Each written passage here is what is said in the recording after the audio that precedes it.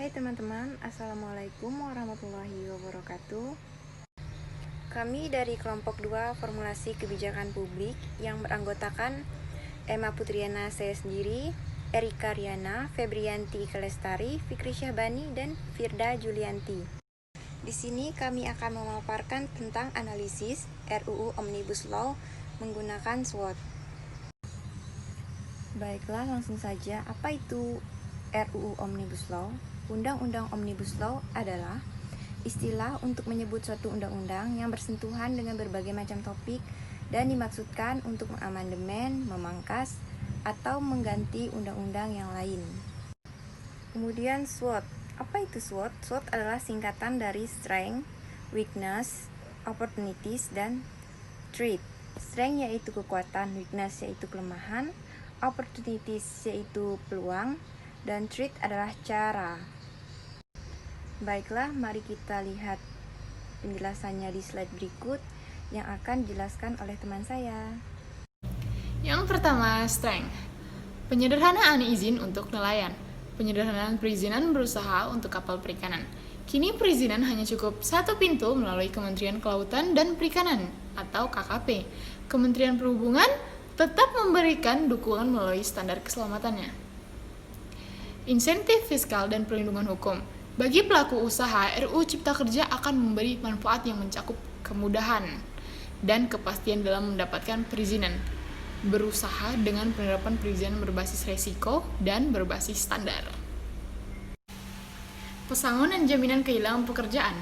RUU Cipta Kerja ini menjamin adanya kepastian dalam pemberian pesangon.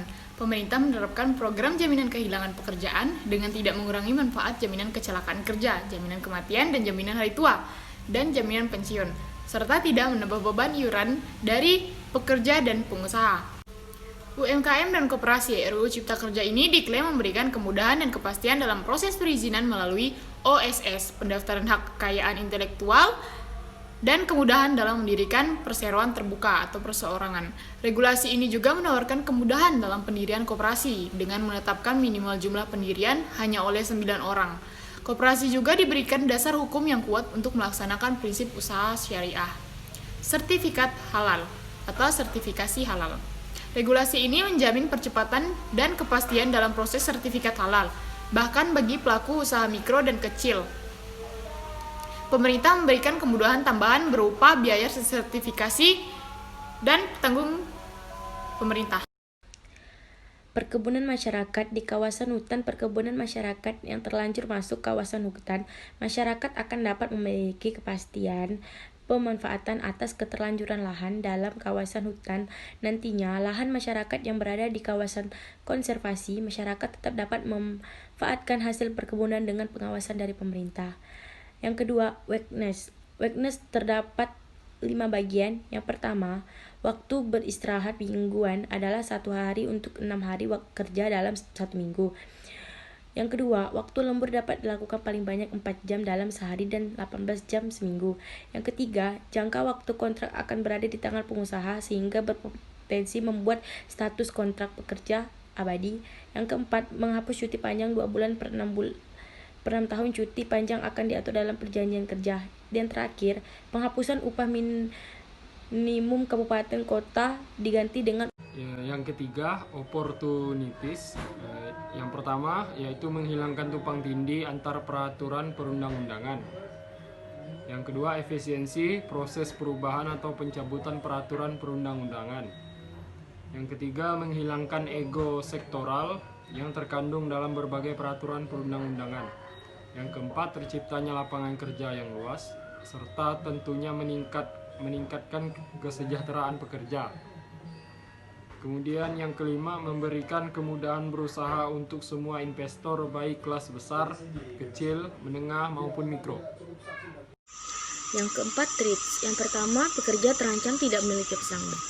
Pekerja terancam tidak memiliki pesangon ketika mengundurkan diri atau mengalami pemutusan hubungan kerja atau PHK atau meninggal dunia. Sedangkan pada pasal 166 Undang-Undang Ketenagakerjaan tentang pemberian pesangon kepada ahli waris apabila kerja atau buruh meninggal dunia.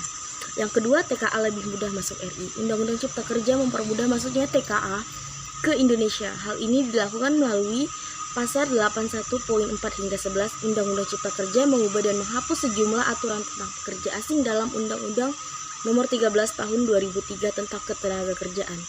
Sedangkan di dalam pasal yang lama, setiap pemberi kerja yang memperkerjakan TKA wajib memiliki izin tertulis dari menteri atau pejabat yang ditunjuk.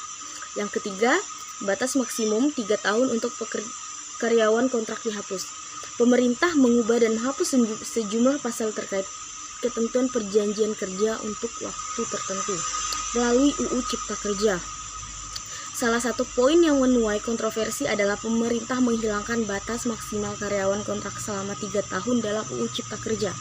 Sebelumnya, pada pasal 59.1 Ketenagakerjaan disebut juga PKWT hanya dibuat untuk pekerjaan yang diperkirakan penyelesaiannya dalam waktu yang tidak tepat.